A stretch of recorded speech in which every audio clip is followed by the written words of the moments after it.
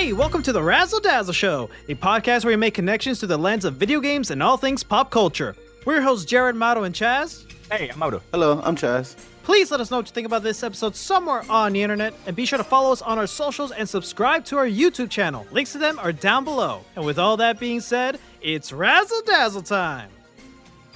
Continuing our multi-episode series of The Witcher saga, The Witcher franchise, we already talked about the Witcher book series and the show series in one episode. Go check that out if you haven't. Today, we are talking about specifically the game that started the rest of the series and continued from the previous books, Witcher 1. So this came out in 2007 as a PC game, Windows, Mac OS, and we are still awaiting, at least as of recording, for more news and information on the remake of The Witcher 1, or at least in anticipation of that. We're just going to talk about what we have, The Witcher 1. I'll start with this, and I'll just say that I am very glad that this exists, first of all. I mean, clearly, because this not only continues an amazing book series, it just shows how fans of a thing can make a continuation and an adaptation of a book series or something else, and like really nail how to do it right, if that makes sense. You know, is that a little bit of shade to the TV show? Yes, but this is also to really like highlight how great of a job CD Projekt Red did with this first game. It's their first big game. You know, this game, making this game, you know, was a really big deal for them, not only as like, you know, in the terms of overall gaming, because this is, you know, this is, you know, there's a lot of dialogue options. It's like almost a choose your own adventure type of deal, right? But like, it kind of saved them as a company too, at least when we get to The Witcher 2. But this really sparked so much new type of ways to play a video game, and like it's really merging books and video games in a perfect way that I'm just happy to finally be able to play it. You know what I mean? Yeah. When it came out in 2007, I'm assuming, because it doesn't, right off the gate, you know, it doesn't hold up a ton today. No, it is so dated. It is playable. So hard to go back to. Let's call it playable, but yeah. Yeah. However, I can't rag on it too much because it's a product of its time, and it was made by, at the time, a very, very indie developing company. I mean, It was just a bunch of fans getting together and being like, "This is a really good book. I think it would be great as a game," you know? Yeah. And there was actually a prior attempt. I'm not sure if it was CD Projekt Red or if it was... It was not. Okay. It was another company. Okay. But yeah, you know the attempt I'm talking about, right? The Resident Evil-esque. Yeah. Yeah. I'm glad that didn't happen. Yeah. But it's very dated, but however, it's still... When it first came out, I'm sure that it made waves because, like you said, it is kind of a choose your own adventure thing, and I think that is integral to the Witcher universe, because even though it's a book series at first, right? Everything is predetermined, like you're reading it as it happens. Geralt himself is constantly faced with choices, and you see that turmoil play out. So in order to actually be put into his shoes and then try that out, I mean, the story, I do like the story for The Witcher 1. It's very cool. And you do have like essentially three paths, right? There's the Scoia'tael path. There's the Flaming Order of the White Rose path. And then there's the neutral path, right? True neutrality, the true Witcher path. If ever there was a game that had any canon choices, I'd say it's this one.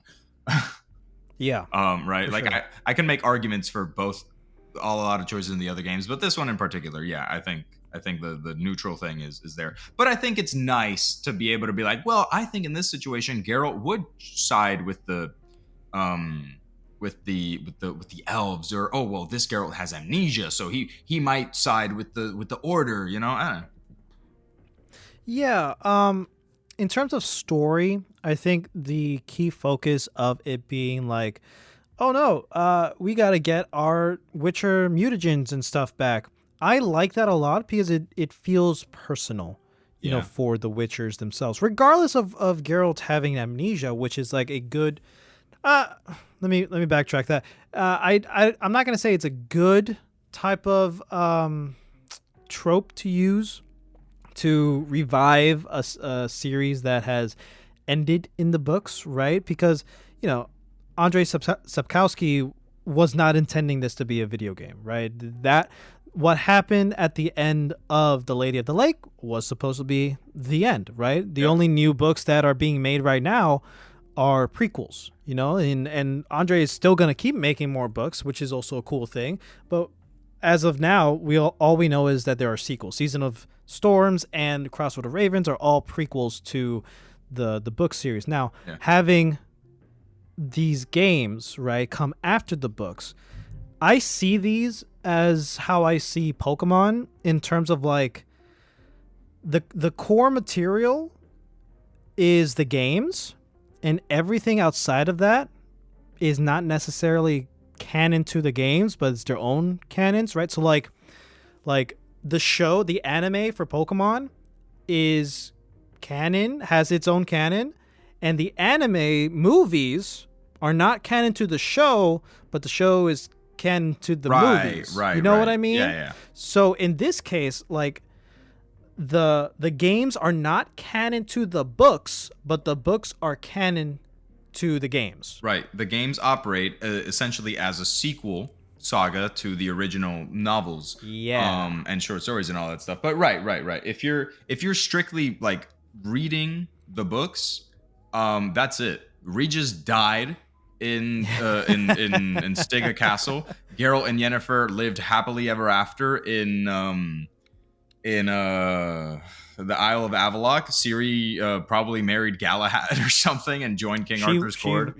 She joined King Arthur, whatever. She joined King Arthur, and the Witchers in Kaer Morhen are left wondering what the happened to Geralt. I like. I'm not like you, Jared. I don't believe that amnesia is a very strong storytelling device in most cases.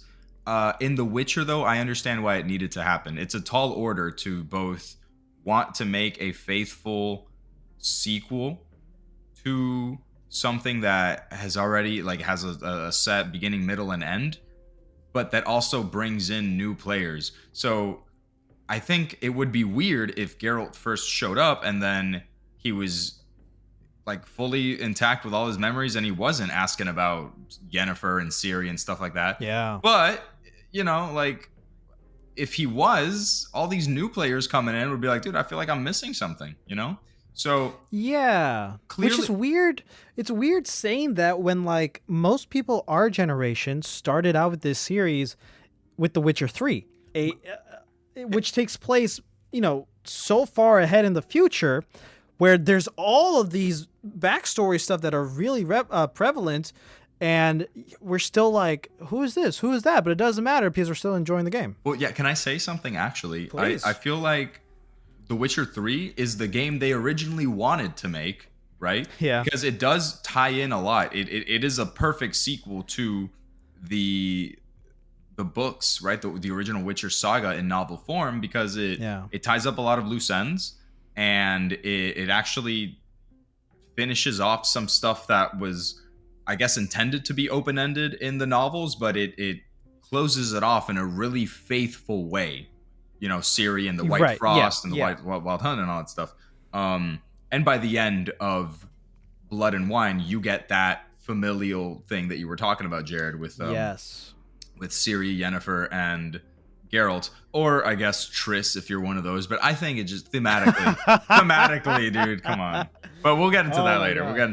Oh, man. The first game really does the best job that it can as this is a stepping stone for what we want to make. And it does actually do a really good job at you kind of don't really need a ton of backstory because a lot of it You're gets right. told to you. And I don't know if you caught this. There are a lot of reimaginings in the first game.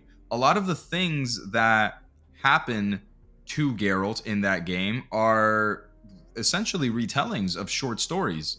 The Okay, yeah. the Striga thing, The right? Striga cutscene, how it opens. Yeah, you're right. That's the best example. Yeah. That's the best example, but there's also a lot of the characters that Geralt meets and a lot of the things that he does in that game are like kind of like callbacks to stuff that already happened before.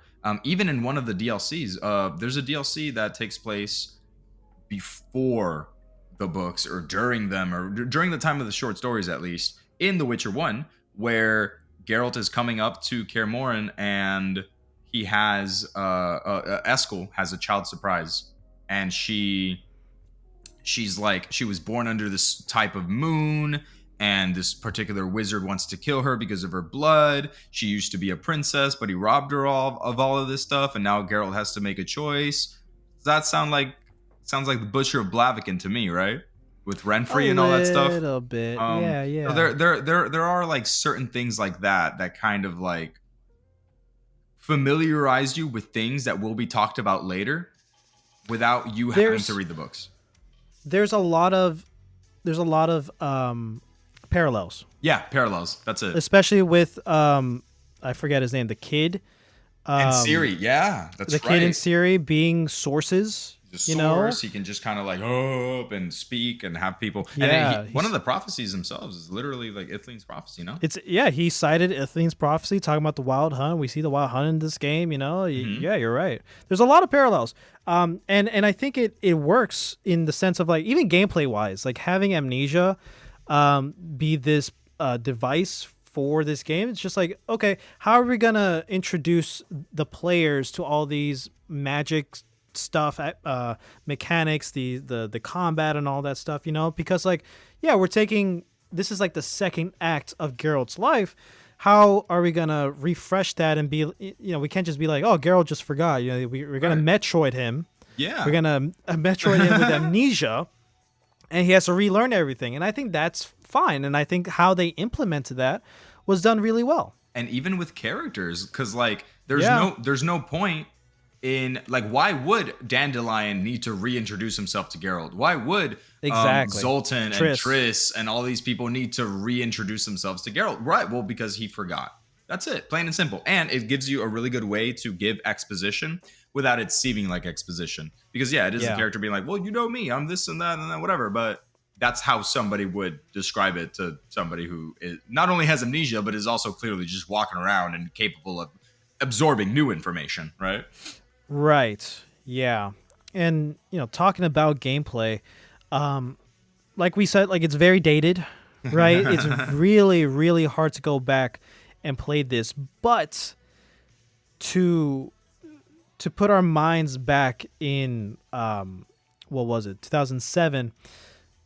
It does a pretty good job at trying to balance all the things that, they implement in this game. Like they're pretty ambitious with all the different systems, like not just the signs, right, but of course the combat. There's like the different swords, there's the different style of fighting, sword styles, right, which makes sense in a way, because we know there are different schools of Witcher, so therefore they all have their different fighting styles. Okay, I can see that. Like that's a bit of a stretch, but I can see that. And then each different fighting style goes with different enemy types and stuff like that. And okay, fine. I can live with that. The signs are a really cool thing to reintroduce magic. How he forgot, so how he's going to relearn them. He goes to places of power, and that's how he relearns them. Okay, cool. The potions stuff and like the alchemy and all that stuff, which is pretty cool. I don't remember there being much of an emphasis on potions and stuff like that, which are potions in the books, maybe like every now and again. I'm pretty sure in the Striga short story there's mention of him like drinking a concoction that only Witchers know how to do and all that stuff, which I think expanding upon these little details and making a whole ass mechanic out of it, I think that's great. And it shows that CD Projekt Red pays attention to these little details and are willing to expand on that because, again, they are fans themselves, which Yeah. I absolutely appreciate. Yeah, I think that there is going to be a sort of gameplay and story segregation when it comes to this sort of thing, because the potions things are really cool. Witchers don't use them a ton because they are toxic for you, right? And even though they'll heal from that eventually, it does take a little while. Yeah. So they only really need to use them when they absolutely need to. And the only times when you might need to use a potion is if you need to be, let's say you're fighting something that's venomous, right? So you need some something to counteract that, or you're fighting in the dark, so you need to be able to see better, so you take a potion of cat, or you need you're fighting something that is way faster than the average monster, so you got to take something to like increase your speed and your senses and your reaction time, right? The games are going to move that up a bit, so you use it a lot more because it's a really cool mechanic. Same thing with the amount of monsters that you run into. There aren't a ton of monsters in the novels, and it's actually a part of the story that the Witchers are a dying breed because there just aren't enough monsters out in the world to justify the need for Witchers. And the places that do have monsters, like a ton of them, there just aren't a lot of people there, so no Witchers are needed regardless. Right. The games are going to have to add in a ton of a ton of monsters because you need something to fight, right? Yeah, and I feel like overall this first game feels like how The Last Wish and sort of Destiny feels. Like there are some monster contracts you can take up, right? You can fight some dragons, or wyverns or whatever. There's drowners. There's a good amount of different types of monster types. There's golems and stuff like that. But there's still a lot of like but there's still a lot of like actual story elements. There's like story beats and like I don't know. It's hard to I'm having trouble explaining this. How I see The Witcher 1 is very similar to how I see the first two books, the Sword of Destiny and The Last Wish, where we get like a good amount of monster hunting contract stuff, right? And we get to see like explore the both sides of like why does this person want to kill this monster? Does this monster have a thing? Like, is this sentient? Like, does this thing have a problem? We get to like decide those outcomes, but also we get to see a lot of like world building and world progression stuff. Now, like with the actual plot, like the main thing is getting back the Witcher mutagens and finding that wizard and the professor, right?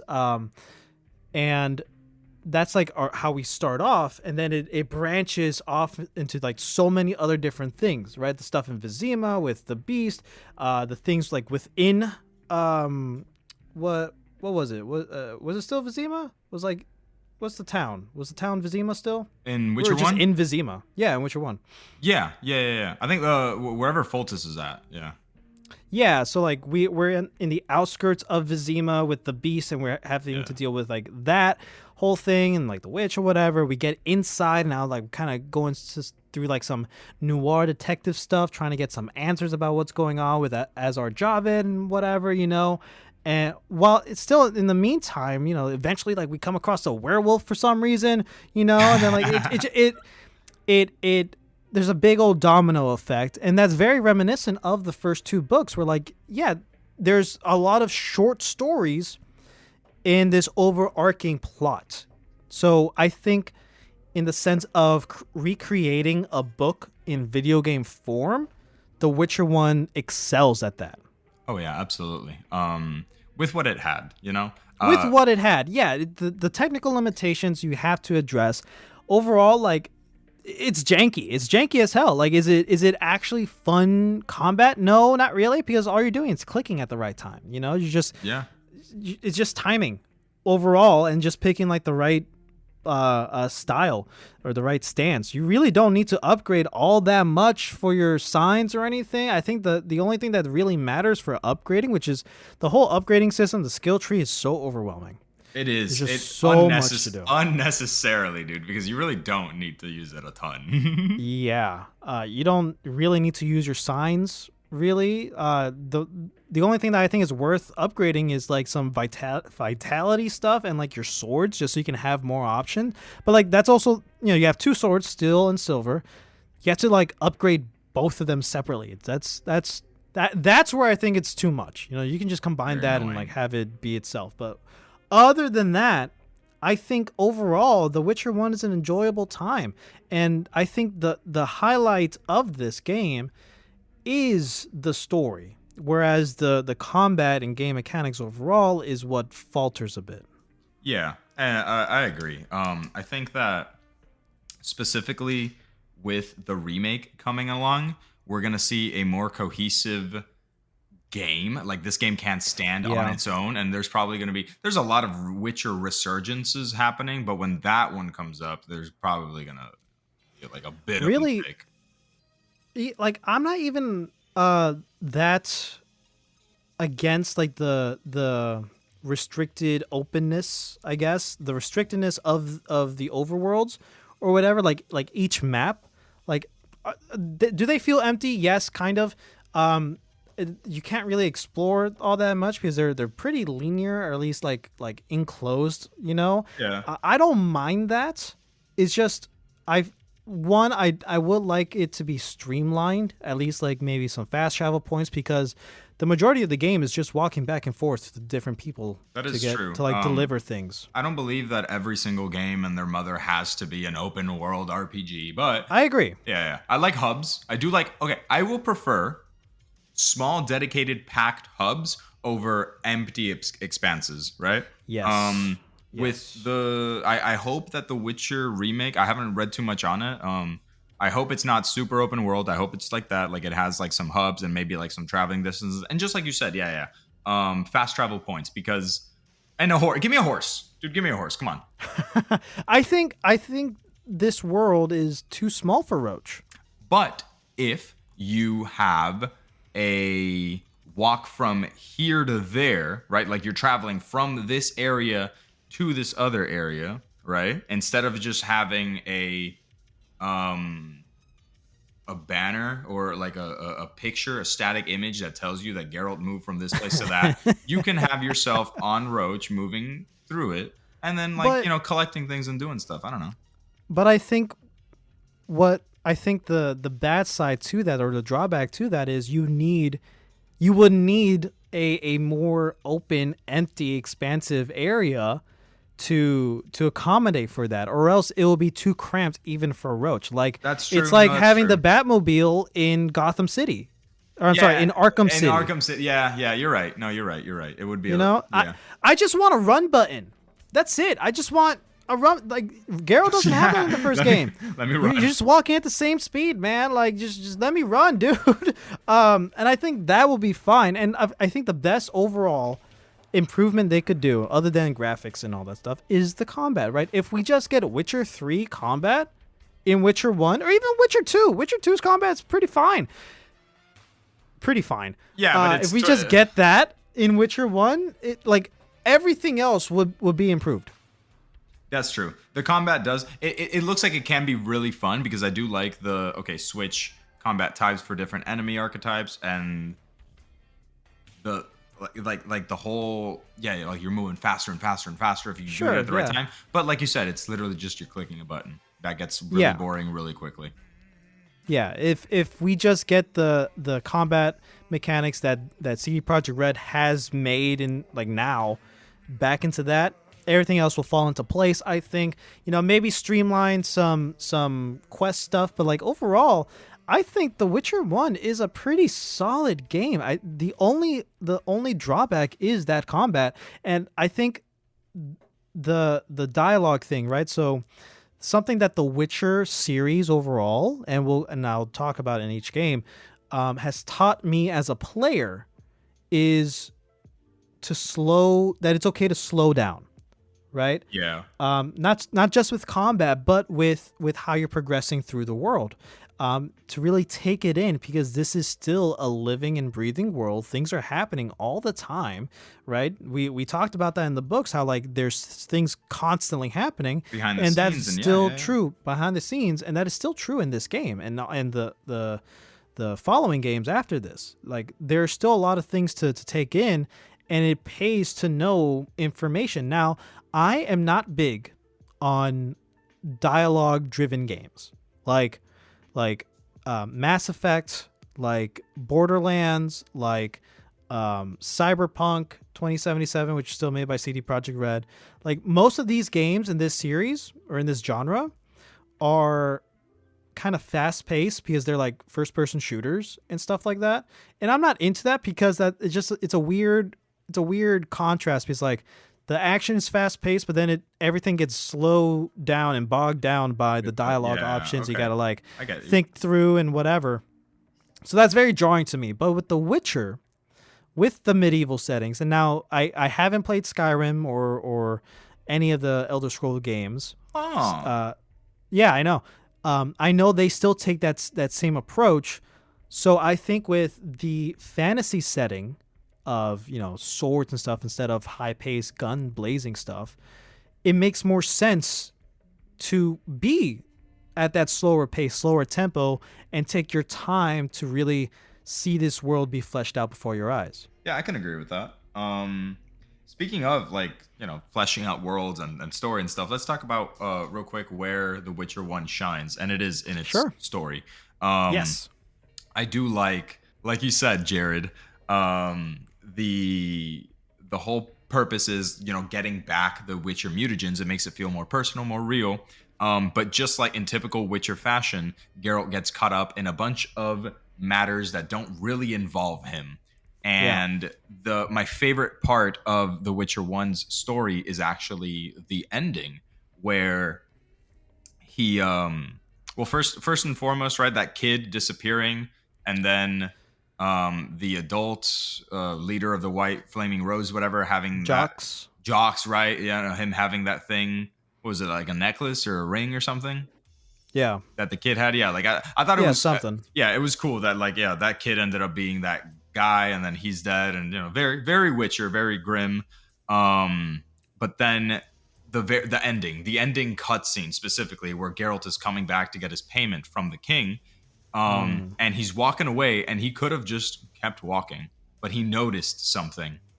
And even with his amnesia, even with how tired he must have been from this entire thing, even though he's like, I got what I needed to get, I'm going home, he notices something that, you know, kind of sets his alarms blazing, and he turns around, and like immediately that instinct kicks in. He's like, the king, somebody's about to assassinate the king. And he runs over there and has this like quick 7-second fight with this assassin, kills him, and then, oh my goodness, look at this person's eyes, it's a Witcher.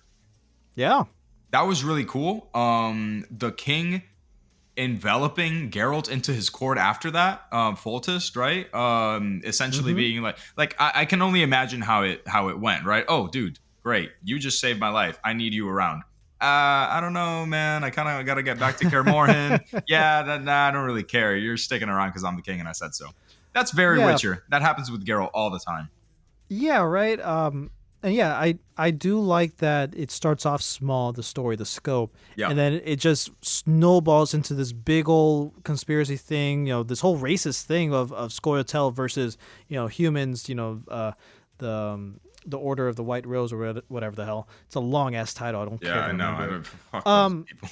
Order of the Flaming Rose, and the Scoia'tael, like it eventually like builds up into this big old battle. This almost, you know, self-contained war within Vizima, and yeah, it just there's so many directions that this entire story goes, and then it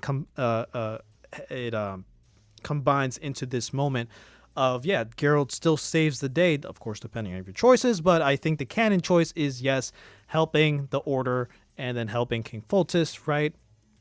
I think all of that really is a testament to the twists and turns that we get novels, in the Witcher books itself. And like I said, it's a great way to really turn a book into a video game, and we're playing a living book, and I think that's amazing. The downsides of The Witcher 1 can just be summed up to the overall combat mechanics, right? It's very dated at the time. It could be fine, right? And I think overall there's not all that much else we can say about The Witcher 1 except for this expansive story where I think I don't know if it's one of the first games to really take on this multi decision-based storytelling format that we have so much of now, right? But I would assume it's one of the first, and I think it pioneers this type of subgenre where like there are more than one ways to tell a story, and that also, you know, helps for replayability to see like what different options you could have taken, what different things you could have done.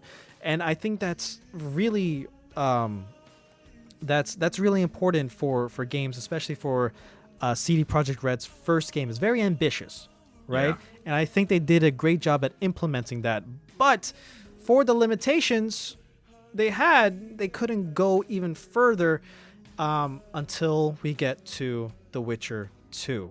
So with that in mind, I really think that The Witcher 1 does its best to really implement the scope that CD Projekt Red wanted to get out of this game. But there's just a few limitations that prevented it. But overall, the key, most important thing about this that I can rave about is the interesting story. Is it particularly deep? I don't think so. But I think it does a nice job at pinpointing the key important parts that make a Witcher story a Witcher story. All right, that's all the time we have for today, guys. Thank you so much for joining us on another episode of the Razzle Dazzle Show. Be sure to let us know what you think about this episode somewhere on the internet. Follow us on our socials and subscribe to our YouTube channel. Be sure to rate us 5 stars and leave a comment down below. We'll catch you on the next one.